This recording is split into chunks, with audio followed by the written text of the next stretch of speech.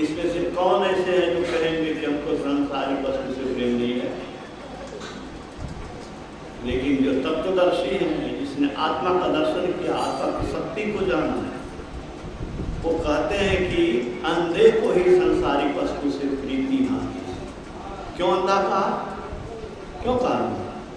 देखती नहीं हो, देखते नहीं हो कि सब कुछ पाकर के आदमी छटपटाता है, फिर उसी से प्रेम करते हो और इससे बचने के लिए कोई रास्ता ढूंढने की कोशिश भी नहीं करते हैं।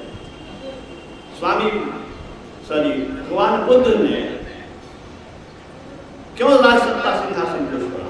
वे चाहते तो जीवन भर सम्राट बन करके रहते, लेकिन उन्होंने देखा कि ये शरीर में बीमारी है, ये शरीर मृत्यु का घर है, ये शरीर बुढ़ापा इसमें आने वाला है, अशक्य अवस्था आने वाला है, सारी शक्तियां छीनी चली जाए।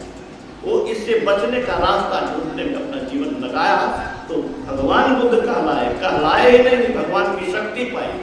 हजारों शिष्य के साथ आकाश मार्ग से गमन करते थे। आज भी चीन, जापान, बर्मा, अफगानिस्तान, कहाँ नहीं बौद्ध धर्म के अनुयायी हैं। डॉक्टर महावीर प्रसाद यादव जी ने हमसे पूछा था कि इंदेश्वरी बाबू आप किस पार्टी में हैं?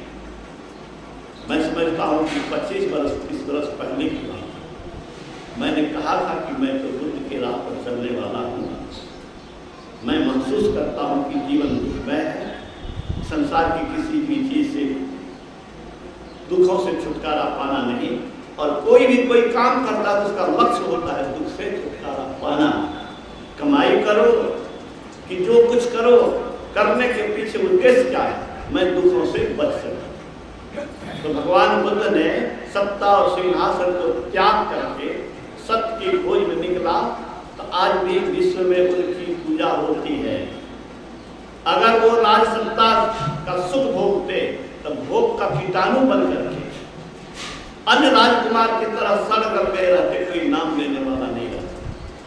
महावीर बाबू ने भी कहा, आप तो 2500 वर्ष पहले की बात करते हैं, मैं हाल की बात करता हूँ। गांधी चाहते तो राष्ट्रपति बनते, प्रधानमंत्री बनते, लेकिन उन्होंने नेहरू को प्रधानमंत्री बना दिया, डॉक्टर राजेंद्र को राष्ट्रपति बना दिया। वे मानते थे और जानते थे कि सत्ता सिंहासन में सुख नहीं है।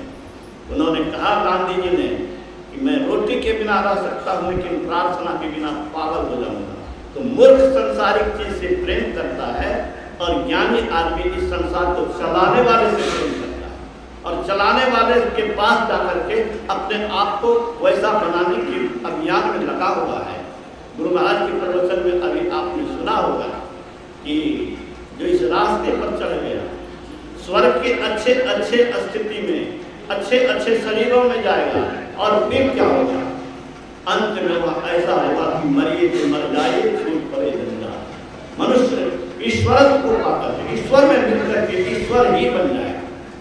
मैं बराबर कहता हूँ कि बूंद को समुद्र में मिलाओ तो बूंद नहीं है, वह समुद्र हो गया। फुटबॉल के अंदर की हवा में कोई ताकत नहीं है कि मकान को उड़ा दे, लेकिन वही फुटबॉल की हवा जब बाहर के हवा से मिलती है तो तूफान के संग बड़े बड़े मकान को ध्वस्त कर देते। तो हम आप जब तक शरीर इंद्रियों में आबद्ध हैं, तब तक दुर्दशा से बचना कोई रास्ता नहीं है। दुर्दशा से अगर बचना चाहते हैं तो कम से कम भक्ति का बीज डालें और उस तत्व की खोज करें, अपने हृदय में परमात्मा को बसावें। यही तो स्वामी रामतीर्थ ने कहा कि अंधे को ही संसारिक वस्तु से प्रीति भाती है, दिल के मंदिर में यह व्यभिचार। औरत अगर अपने पति को छोड़ के दूसरे से प्रेम करती है तो वह व्यभिचारिणी औरत कहलाती है। मनुष्य को भी जो ईश्वर को छोड़ करके संसारिक वस्तु से प्रेम करता है, उसको क्या कहा गया? दिल के मंदिर में यह व्यभिचार। जो व्यभिचारिणी औरत होती है उसकी दुर्दशा होती है। आप भी संसारिक वस्तु से प्रेम करेंगे तो आपकी भी दुर्दशा होगी। यही स्वामी रामतीर्थ ने कहा। मात्र 33 वर्ष धरती पर रहा, लेकिन अमेरिका के 14 विश्वविद्यालय के कुलपतियों ने नहीं कर दिया। विश्व का सर्वश्रेष्ठ विद्वान घोषित किया था।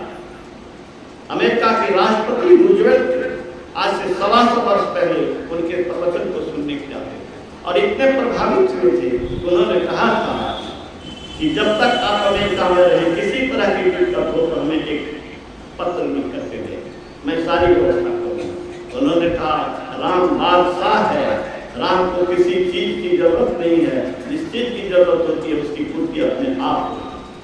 आप भी कल्पना करिए, आप अगर ईश्वर से जुड़ेंगे तो आपकी व्यवस्था की कोई कमी नहीं रहेगी, किसी चीज पर निर्भर नहीं रहेंगे, किसी आदमी पर निर्भर नहीं रहेंगे। आप अपनी आत्मा की शक्ति से अपने आप सुखी और नित्यानंद ब्रह्मानंद पाएंगे।